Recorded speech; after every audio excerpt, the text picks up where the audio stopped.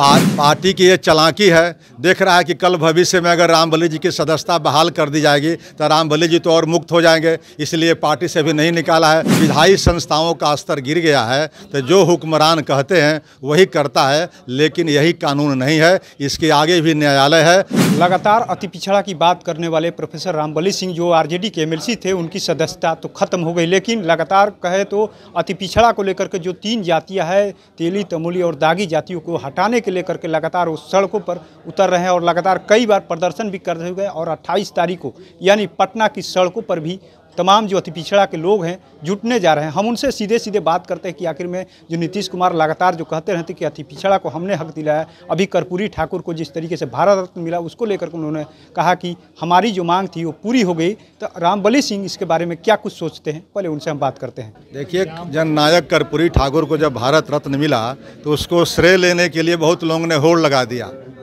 लेकिन तथाकथित पार्टी के नेता और पार्टी ने सिर्फ कर्पूरी ठाकुर के जयंती के अवसर पर एक लाइन का बयान मांगता था, बयान के माध्यम से अखबार में, कि कर्पूरी ठाकुर को भारत रत्न दिया जाए। लेकिन हम लोग बजाबता 1 महीने तक रथ यात्रा घुमाया, कर्पूरी ठाकुर को भारत रत्न दिया जाए। 7 दिन का पदयात्रा किया और रास्ते में हजारों लाखों लोगों से मिल करके इस अभियान को किया। तो अगर अभियान के तौर पर अगर किसी ने मांग किया तो हम ही लोग का ये ऑर्गेनाइजेशन है, हम ही लोग का ये टीम है, इसलिए मैंने कहा। आपने 3 जातियों की हमेशा लगातार बात करते रहे, सत्ता में रहते हुए भी आरजेडी के अभी सदस्य हैं, लेकिन वहां से सदस्यता खत्म हो गई आपकी, लेकिन क्या वो भारी पड़ गया 3 जातियों को हटाने की जो अति पिछड़ा से मांग कर रहे थे? आज वो भारी पड़ गए हैं, कल हम लोग भारी पड़ जाएंगे। 110 जातियां जब जागेगी, आज वो कान में तेल डाल करके सोई हुई थी, इसलिए उसका हकमारी करने में कामयाब हो गए।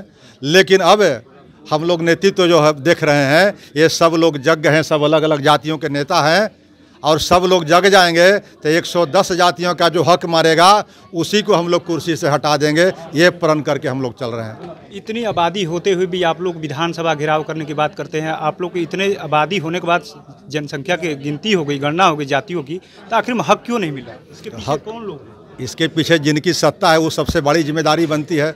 जिनको जिम्मेदारी थी, आज आपने जातीय आंकड़ा शो किया, तो जातीय आंकड़े शो करने के बाद क्या था, आप कुर्सी से उतर जाते और उसको देते जिसको 33 वर्षों से आपने हक छीना है, आज़ादी के 77 वर्षों से आपने हक छीना है। वो 36% का हक नहीं बनता था कि आप उसको डिप्टी सीएम और सीएम दें, लेकिन आज वो नहीं कर रहे हैं। आप मुख्यमंत्री लगातार बात करते रहते हैं कर्पूरी के विचारों पर हम चलते हैं, कर्पूरी को लेकर के मुख्यमंत्री जी घड़ियाली आंसू बहाते हैं। अगर अति पिछड़ों से उनको सचमुच में प्रेम होता तो इन अपेक्षाकृत 3 जातियों को कभी मूल अति पिछड़ा में शामिल नहीं करते।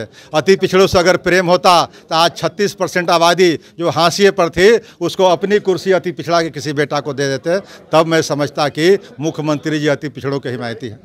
आपकी सदस्यता खत्म की गई, लेकिन आपकी पार्टी ने कोई कार्रवाई नहीं की, क्या कहिए उसके लिए? क्या कहिएगा? पार्टी की ये चालाकी है। देख रहा है कि कल भविष्य में अगर रामबली जी की सदस्यता बहाल कर दी जाएगी तो रामबली जी तो और मुक्त हो जाएंगे, इसलिए पार्टी से भी नहीं निकाला है। वो सदन की सदस्यता से निकालने के लिए वो कुत्सित प्रयास किया, और चूँकि विधायी संस्थाओं का स्तर गिर गया है तो जो हुक्मरान कहते हैं वही करता है, लेकिन यही कानून नहीं है, इसके आगे भी न्यायालय है और न्यायालय पर हम लोग को भरोसा है। और आप देखेंगे आने वाला समय में मेरी सदस्यता भी बहाल होगी और हम लोग की लड़ाई में भी हम लोग की जीत होगी। इसके पीछे कौन लोग हैं आपकी सदस्यता खत्म कराने वाले? आखिर में जब अब इतना खुल के मैंने कहा तो आप लोग नहीं समझे कि कौन लोग हैं। जिनकी सत्ता है वो लोग हैं, वो बाहर के लोग रहेंगे।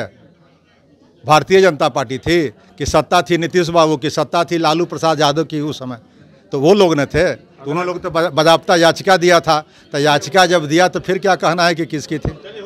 आपका अगला कदम क्या होगा? आपने अगला कदम हमारा है कि लड़ाई को हम लोग और मुखर करेंगे। घेराव की बात आप लोग? हाँ, विधानसभा घेराव करेंगे, उससे भी बात नहीं बनेगी तो और बड़ी लड़ाई के लिए हम लोग आंदोलित होंगे। गांधी मैदान में हम लोग जुटान करेंगे।